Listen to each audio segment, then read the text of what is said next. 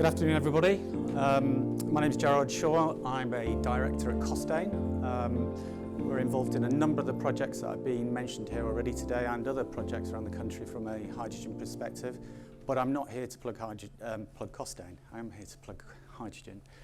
The key message I want to talk about here, my presentation is going to be a challenge to us as a community because we're in the roadmap section. So I want to bring it all together, and there were some hints in the previous presentations about where we need to operate as a group here. Okay, so we're going to be talking about smart infrastructure solutions here. So far today, we have heard about some fantastic individual hydrogen projects. What's great is we've got multiple stakeholders working on these projects. But as I think it was Amanda mentioned this morning, hydrogen is part of the solution. It is not the solution for the Northwest. We need to think about decarbonisation of the Northwest as bringing all of these decarbonisation vectors together and actually providing an integrated solution for our community. And we need to work together to deliver that. And actually, smart infrastructure is going to be one of the key enablers for us to deliver that. I think, Frank, this morning you talked about a number of the elements are in place, but actually it's how we join this all together, not just from a hydrogen perspective, but from an integrated Northwest decarbonisation perspective. Okay, purposely, lots of facts and figures there. I am not going to go through them all. Simple message from this slide is our infrastructure is changing. It's changing from a hydrogen perspective, but actually from a decarbonisation perspective, it is going to change fundamentally. We are going to be leveraging existing infrastructure, we're going to be retrofitting existing infrastructure, but we're going to be rolling out new infrastructure. We have to get our heads around that, the fact that it is going to be changing. Let's just pick a couple of examples, just to sort of give some context. At the moment, we have 38 million registered vehicles in the UK. Less than 0.5% of those are ultra-low emission. We have 50,000 petrol and diesel fuel pumps in the UK. And we have currently somewhere of the order of about 1,500 rapid electric vehicle charging points. What does the future look like? Nobody knows, but we'll give it a go in terms of 2030. We may have 1.5 million hydrogen cars. We may have 1,000 hydrogen fueling stations, and we may have 3 million electrical vehicle fast charging points. Message again, our infrastructure is changing. If we drop down out of transport into heat, currently we have 23 million customers connected to the gas network. What does the future hold? We saw some fantastic presentations. We know and we believe hydrogen is going to be part of that solution. But if we come up above this and look at it from an integrated decarbonisation perspective, hydrogen will be part of that solution. We were going to see heat pumps. We could see rollout from 2030 of district heating. Again, that same message that our infrastructure is changing. And just dropping finally just onto the electricity. Currently we have 39% of our electricity from gas, 33% from renewables. And there's some thought that very quickly we could end up getting to 50% renewables from a number of disparate sources. Again, that's another change to our infrastructure. And how do we bring that all together? Okay, so what is this smart infrastructure? Well, I've just picked an example which I'm sure most people see on a day-to-day basis. Yes, it's not the decarbonisation agenda, but I'm trying to ground this because it's the roadmap section in terms of digital infrastructure.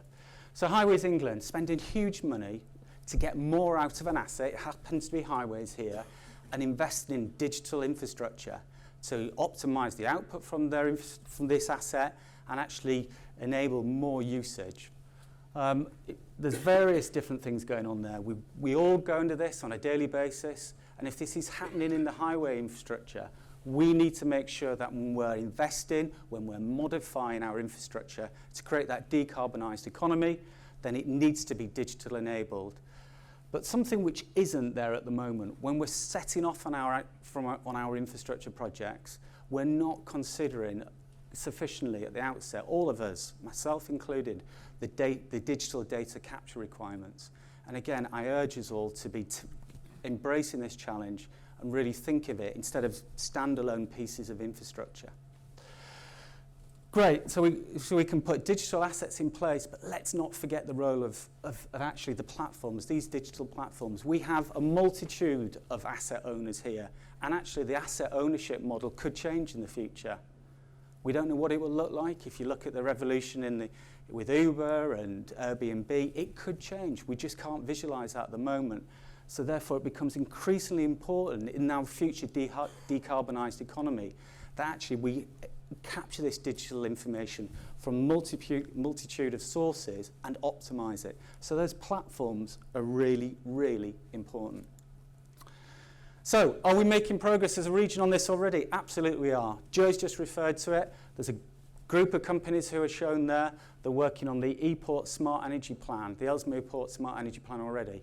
This is about giving customers access to different forms of clean energy to recognise their different availability across different vectors, but also enabling customers to optimise the cost and the expenditure on these different decarbonised energy sources. This is fantastic. This is the future. This is about companies coming together. This is about giving domestic and industrial customers access to different forms of low carbon energy, which is going to need integration across to really deal with that complexity. And this is where the smart infrastructure comes in place. So I urge everybody, as we're taking these steps forward, let's have the vision and let's understand that we need to be embracing these smart infrastructure challenges. Okay, if I just let us be parochial for a little bit and just come out of the decarbonisation arena at a macro level and just talk about the hydrogen economy, which we're here to talk about today. There are challenges for us here. I've just picked 3. But again, the complexity of these challenges, again, brings it home to me, hopefully to everybody, in terms of how we need to embrace smart technology to optimise these situations. The first one, developing an integrated clean energy storage system. We have offshore wind, we have onshore wind, we have tidal production. When do we put the energy onto the grid? When do we convert it into hydrogen? It will become increasingly entrepreneurial. There will be different sources of this energy. How do we put it into storage? When do we put it into storage? Yes, I'm trying to create that complexity by describing it this, but it is going to be an increasingly complex world we live in. And therefore, dealing with these problems from a smart infrastructure perspective is really important. The bus, we had some fantastic presentations before lunch on the hydrogen bus, and we've seen all of the examples outside. But again, if you just come up above it, think about aligning the production of the hydrogen, the storage of the hydrogen, the transportation of the hydrogen, aligning it with the demand, actually managing that increasing complexity across the region. How are we going to do that? Are we going to do that manually, semi-automated? No, it's going to need us to embrace smart technology as we enter these projects. And one over here, I think we're blessed in the Northwest. You know, we have 2 fantastic sources of hydrogen at the moment, and we have a great opportunity to drive the hydrogen economy in the country. But actually, we need to be driving this everywhere. And one thing we're looking at, particularly from a Costain perspective, is how do we meet the needs of customers as we transition to the hydrogen economy? Those customers who want 100% hydrogen, those customers who want blends, and actually in some parts of the country, there may not be those local production sources. So do we need to embrace new deblending technology? And I know Chris Barron from our team is leading a lot of conceptual thinking with some of the companies in the room on that.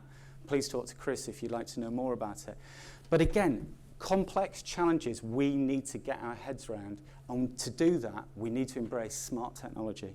Okay, so just wrapping up, I think the key messages for me are hydrogen is part of the solution. We want to decarbonise the Northwest and the UK, and let's see ourselves as part of a decarbonised community, and let's work together with the other vectors to deliver on that. But actually, the development of that smart infrastructure, the opportunities it creates for us to accelerate the pace of change is huge. And I would urge us all to really embrace that smart infrastructure as we move forward to deliver on what is, I said there, a must-win challenge for us. Thank you.